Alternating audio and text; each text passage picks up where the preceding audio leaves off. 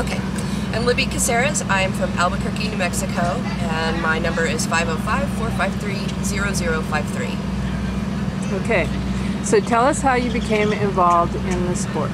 All right, so in 2017, I showed up at the Rio Grande Valley Celtic Festival because I was really intrigued with the potential of throwing some heavy stuff, just off of a conversation with a guy that I worked out with at the gym.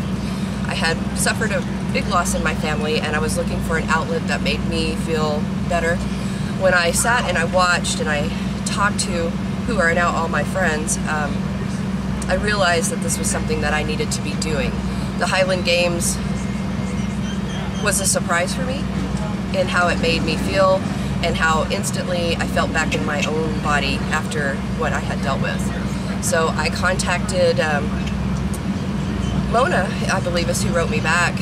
She and Grant for New Mexico Celtic Athletics, and asked them, you know, if I came to practice, this was 2 weeks after the festival, by the way, if I came to practice, would I be ready for the next May game? And she writes me back and says, no, you'll be ready for September's game. And all I thought is, what?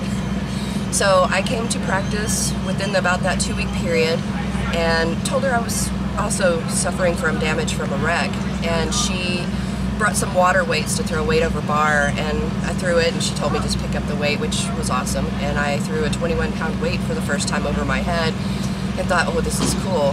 She then showed me how to throw the hammer, and I remember sitting in the middle of the field having a conversation with the hammer thinking, what just happened to me? What did you just do to me? I came to the next practice, I threw the hammer a little bit better, just a little bit further, and thought, yeah, this is awesome. And then I learned how to pick up a caber, and I knew within that 2 practice time frame that I was never going to stop doing what I'm doing. Excellent. I have heard that you are moving into other areas of the game. So you're not only going to be an athlete, but you're moving into different areas of the game. Yes, I am. So can you elaborate on that? Sure. I joined the games not realizing to the level that there's so much involvement as I've realized recently. I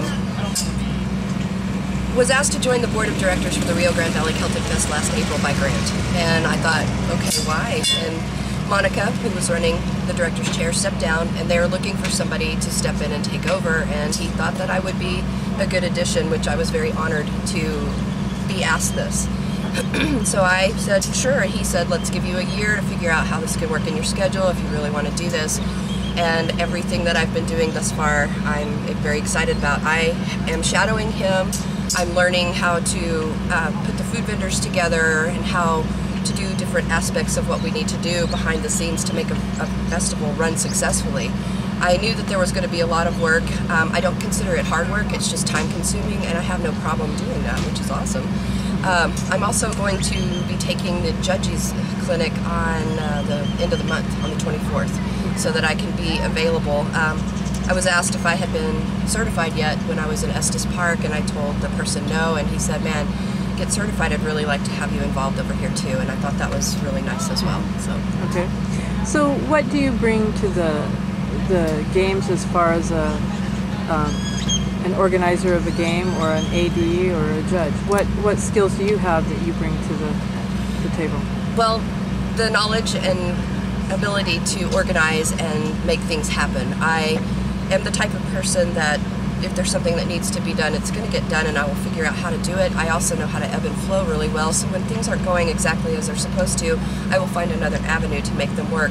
My hope is to continue the festival in the capacity that it has been running, which is amazing, and to keep it growing and growing and growing, and pulling in, you know, maybe something newer each time we do the festival to add a little bit more of a dynamic to it. Okay. All right. So I ask everybody what their successes and their challenges have been and are. So let's start with challenges. What do you find to be the most challenging as an athlete and as you step into this new role? That's a funny question. As an athlete, when I came in, I'm competitive with myself more than anything else. I look at some of the other athletes and I strive to throw as well as they do. I look at some of the techniques that I've learned from others and I strive to use those. But when I came into this, I actually stepped out of being so hard on myself and so competitive to the point that I forgot what I was doing. I made that a decision when I came into this ring of wonderfulness. So that might be more of not a challenge anymore.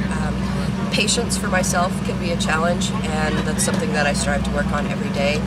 I can see what's going to happen by what we do today, how it's going to affect me in a couple of weeks. It's something that I've always learned, and to back down off the patience of, oh my gosh, why can't we get this done now, has been probably, I'd say, my biggest challenge.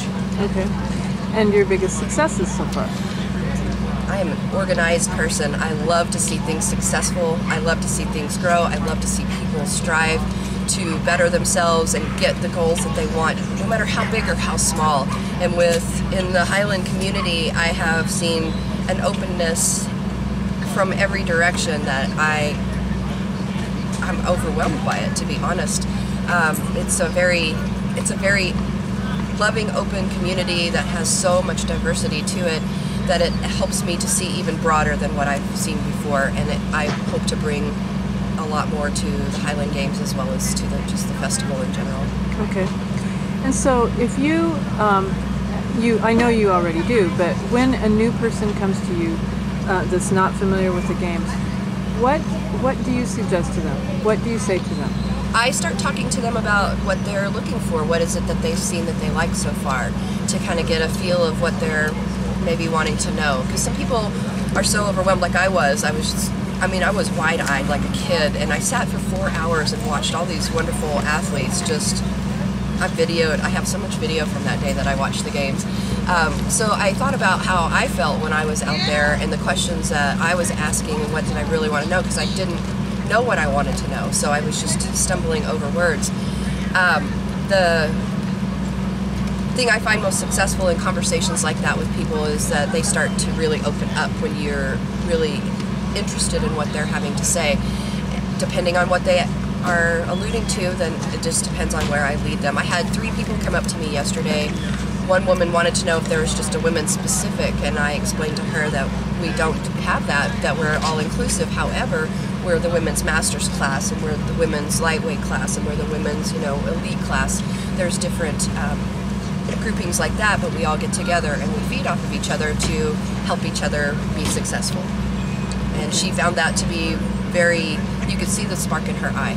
Like, it was not something she really thought about. And then a couple of other people just wanted to know basically, how do you get involved with the games? And the first thing that I really want to tell people is who I'm with, what I'm doing, and how I started, if they start asking some questions on that, and that can inspire somebody as well. You bet.